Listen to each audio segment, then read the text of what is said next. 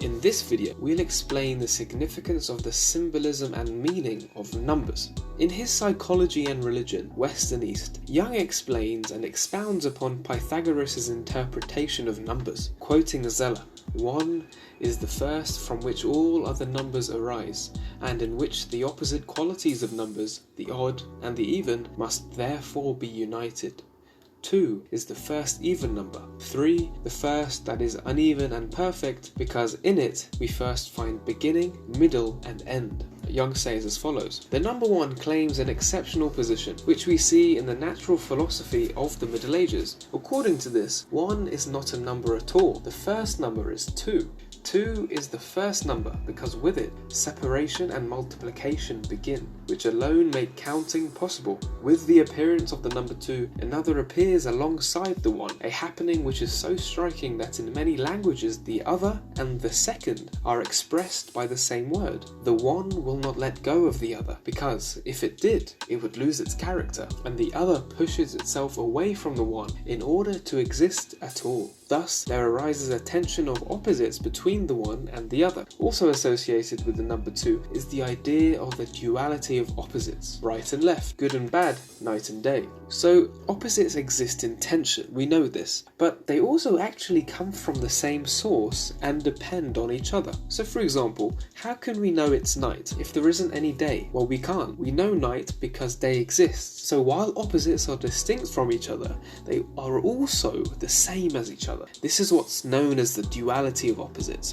So if in fact there was no day, and so nothing to contrast night, we would not know night exists, because it just is. This unknown, indescribable, eternal void is represented as the number 1. For the Pythagoreans, the monad represents the number 1. Pythagoras believed the monad was God and the good. The monad, or unity, is the origin and generator of all things. It is this principle of stability. If you multiply or divide any number by 1, it remains the same. Jung says on the 1. The 1, however, seeks to hold to its one and alone existence, while the other ever strives to be another opposed to the 1. 2 implies a 1 which is different and distinct from the numberless 1. In other words, as soon as the number 2 appears, a unit is produced out of the original unity, and this unit is none other than that same unity split into 2 and turned into a number. Jung says that the 1 is actually indefinable. It is only because of the numbers out of which 1 grows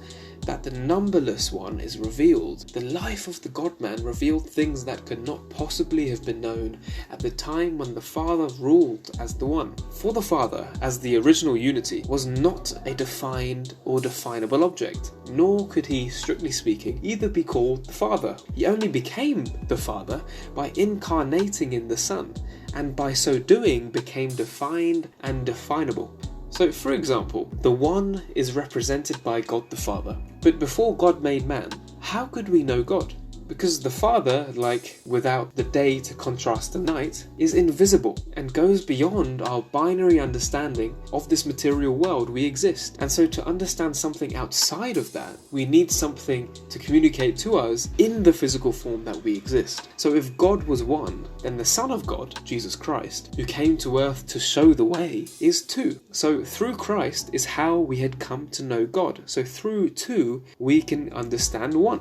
So in the next video, we're actually going to expound upon the 3 and how that actually is represented as the Holy Spirit. Please click